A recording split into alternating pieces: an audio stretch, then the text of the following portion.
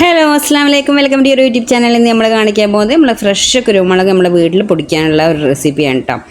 നല്ല ടേസ്റ്റിലും നല്ല മണത്തിലും നമുക്ക് ഇങ്ങനെ പൊടിച്ചെടുക്കുക എന്നുള്ളൊരു വീഡിയോ ആണ്. അപ്പോൾ വീഡിയോക്ക് പോകുന്നതിന് നമ്മുടെ ചാനൽ ആദ്യമായിട്ട് കാണുന്ന ആരുണ്ടെങ്കിൽ ഒന്ന് സബ്സ്ക്രൈബ് ചെയ്യുക, തൊട്ടടുത്തുള്ള ബെല്ലൈക്കൺ ഒന്ന് ക്ലിക്ക് ചെയ്തതിന് മാത്രമാണ് ഞാൻ പുതിയ വീഡിയോസ് നോട്ടിഫിക്കേഷൻ നിങ്ങൾക്ക് കിട്ടുള്ളൂ കേട്ടോ. അതുപോലെ തന്നെ എല്ലാവരും സ്കിപ്പ് ചെയ്യാതൊന്ന് കാണാൻ വേണ്ടി ശ്രമിക്കാം.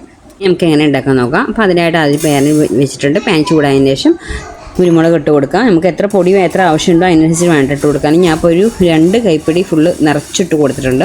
നമുക്ക് പൊടിയുടെ എത്ര നമുക്ക് സ്റ്റോർ ചെയ്ത് വെക്കണം അതിനനുസരിച്ച് ഇട്ട് കൊടുക്കുക. നല്ല കഴുകി ഡ്രൈ ആക്കി വെച്ചിട്ട് വേണം കുരുമുളക് ഇട്ട് കൊടുക്കാൻ. അത് കഴുകാൻ ബുദ്ധിമുട്ടുള്ളവരാണെങ്കിൽ, ഉണക്കാനൊക്കെ ബുദ്ധിമുട്ടുള്ളവരാണെങ്കിൽ നല്ല കോട്ടൺ തുണി വെച്ച് തുടച്ചതിന് ശേഷം മാത്രം ഇട്ട് കൊടുക്കുക കേട്ടോ.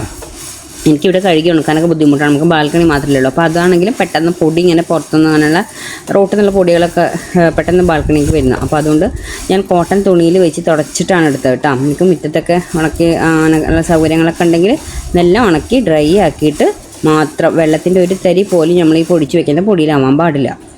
നന്ന് ചൂടായതിന് ശേഷം നമുക്ക് 10 കാഷ്യൂനട്ട് ഇട്ടിട്ട് കൊടുത്തത് അത് നന്നായിട്ട് ഫ്രൈ ചെയ്തെടുക്കുക കേട്ടോ. അതായത് നമ്മൾ അങ്ങനെ പൊട്ടിക്കുമ്പോൾ പൊട്ടുന്ന രീതിയിൽ വേണം. അതായത് നമ്മൾ ഈ അണ്ടിപ്പരിപ്പ് തണുത്ത് പോവില്ലേ, ആ ഒരു സ്റ്റേജ് മാറി ചിലപ്പോൾ പൊട്ടിക്കുമ്പോൾ അങ്ങനത്തെ ഒരു സ്റ്റേജാണ്. അത് നല്ല പൊട്ടുന്ന രീതിയിൽ തന്നെ ആവണം. അതുവരെ ഫ്രൈ ആക്കി എടുക്കും. നമ്മൾ സ്റ്റോർ ചെയ്ത് വെക്കാനുള്ളതായി ഉടനെ എല്ലാം നല്ല ആയിട്ട് ഫ്രൈ ആവണം കേട്ടോ. അതിലിടുന്ന ഇൻഗ്രീഡിയൻസൊക്കെ നല്ല ഫ്രൈ ആയതിനു ശേഷം മാത്രമേ നമുക്കത് പൊടിച്ചെടുക്കാൻ പറ്റുള്ളൂ. അതിന് ശേഷം കാഷ്യൂനട്ട് ആയതിനു ശേഷം നമ്മൾ ഒരു 1.5 ടേബിൾ സ്പൂണോളം ഞാൻ മട്ടരിയാണ് യൂസ് ചെയ്യുന്നത്. മട്ടരിയാണ് ഞാൻ ഇവിടെ ഉപയോഗിക്കുന്നത്. അതുകൊണ്ട് ഞാൻ മട്ടരി ഇട്ട് കൊടുത്തിട്ടുണ്ട്. നിങ്ങൾ ഏതാണ് അരി ചോറൊക്കെ വെക്കാൻ ഉപയോഗിക്കുന്നത് ആ അരി നിങ്ങൾക്ക് യൂസ് ചെയ്യാം കേട്ടോ. അപ്പോൾ ഈ കാഷ്യൂനട്ടും അരിയൊക്കെ ഇടുമ്പോൾ തന്നെ നമ്മളെ കറികൾക്കൊക്കെ നല്ല കൊഴുപ്പും കുറുക്കൊക്കെ ആയിട്ട് കിട്ടും. അപ്പോൾ അതിനാണ് ഇത് രണ്ടും ഇട്ട് കൊടുക്കുന്നത് കേട്ടോ. അപ്പോൾ അതൊന്ന് ഫ്രൈ ആയതിനു ശേഷം പിന്നെ നമുക്ക് വേണ്ടത് കുറച്ച് കറിവേപ്പിലയാണ്. കറിവേപ്പില ഈ പറഞ്ഞ പോലെ തന്നെ വെള്ളമില്ലാതെ നമുക്ക് ഇട്ട് കൊടുക്കണം. തരി വെള്ളം ഇതിനൊന്നും പാടില്ല.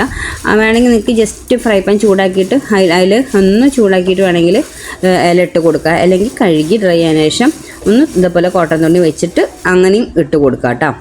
അല്ലെങ്കിൽ വെറുതെ ഫ്രൈ ആക്കിയിട്ട് വെക്കുക. എന്നിട്ട് പിന്നെ ഇതൊക്കെ ചൂടായതിനു ശേഷം ഇത് ഇടുന്ന പോലെ തന്നെ ഇല ഇട്ട് കൊടുക്കുക.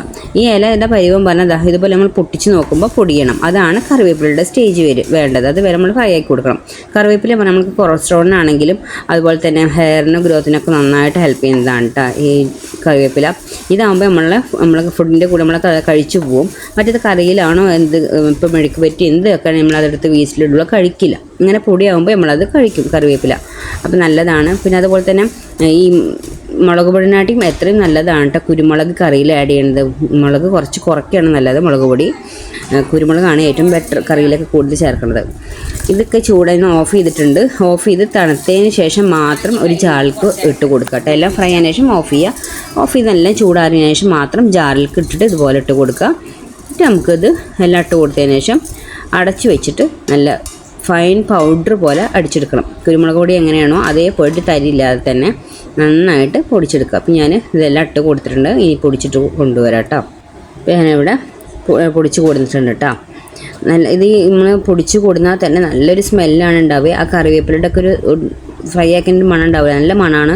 നമ്മൾ സാധാ കടയിൽ നിന്ന് വാങ്ങുന്ന കുരുമുളക് പൊടി പോലെ അല്ല കേട്ടോ. നല്ല മണം ഉണ്ടാവും. അത് കടയിൽ നിന്ന് വാങ്ങുന്നത് പറഞ്ഞാൽ ഒരു എരിവിൻ്റെ ഒരു വേറെ ഒരു സ്മെല്ലൊക്കെ ആയിരിക്കും. ഇത് നല്ല സ്മെല്ലാണ് ഉണ്ടാവുക. കറിവേപ്പിലൊക്കെ നല്ല പൊടിച്ചിട്ടുകൊണ്ട് തന്നെ നല്ല സ്മെല്ലുണ്ടാവും. നമുക്ക് പൊടിച്ച് കിട്ടിയാൽ തന്നെ നല്ല മണമാണ് നമുക്ക് കിട്ടുക കേട്ടോ. ഇത് നമുക്ക് ആദ്യം ഒരു ബൗളിക്കോ അല്ലെങ്കിൽ പ്ലേറ്റോ അല്ലെങ്കിൽ നല്ല ഫ്രഷ് ആയിട്ടുള്ള ഒരു ന്യൂസ് പേപ്പർ ഉണ്ടെങ്കിൽ ആദ്യം അതിലേക്ക് ഇട്ട് കൊടുക്കുക. എന്നിട്ട് അതിൻ്റെ ഒരു വെള്ളം ചൂട് പോലെ ഉണ്ടാവുമല്ലോ, അത് മാറിയതിന് ശേഷം മാത്രം നല്ല ഡ്രൈ ആയിട്ടുള്ള ഒരു ബോട്ടിലേക്ക് നമ്മൾ ഇട്ട് കൊടുക്കുക. ഇപ്പോൾ ചെറിയ ചൂടുണ്ടെങ്കിൽ എല്ലാം തണുത്തതിന് ശേഷം മാത്രം നിങ്ങൾക്ക് ഇതേപോലത്തെ ഒരു പ്ലേറ്റോ അല്ലെങ്കിൽ പേപ്പറോ എന്തെങ്കിലുമൊക്കെ വേണമെങ്കിലും ഇട്ടത് കൊടുത്തതിന് ശേഷം മാത്രം ഇട്ട് കൊടുക്കുക കേട്ടോ. ഇപ്പോൾ എൻ്റെ കയ്യിലിരിക്കുന്നത് ചെറിയ ബൗളില്ലേ, അത് ഞാൻ കടയിൽ നിന്ന് വാങ്ങിയ കേട്ടോ. ഇത് ഈ പ്ലേറ്റിലുള്ളത് ഞാൻ ഇപ്പോൾ പൊടിച്ചതും.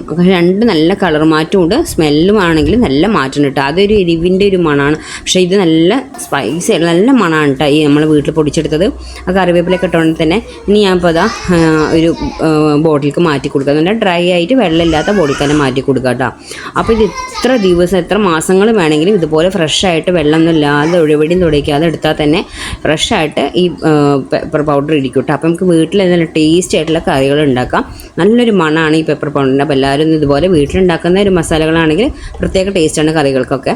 അപ്പോൾ എല്ലാവരും ഒന്ന് ട്രൈ ചെയ്ത് നോക്കുക. അപ്പോൾ ഇത്ര നമ്മുടെ വീഡിയോ ഇഷ്ടമായി ലൈക്ക് ചെയ്യാനും ഷെയർ ചെയ്യാനും കമൻറ്റ് ചെയ്യാനും സബ്സ്ക്രൈബ് ചെയ്യാനും മറക്കരുത്. Okay, bye bye, thank you.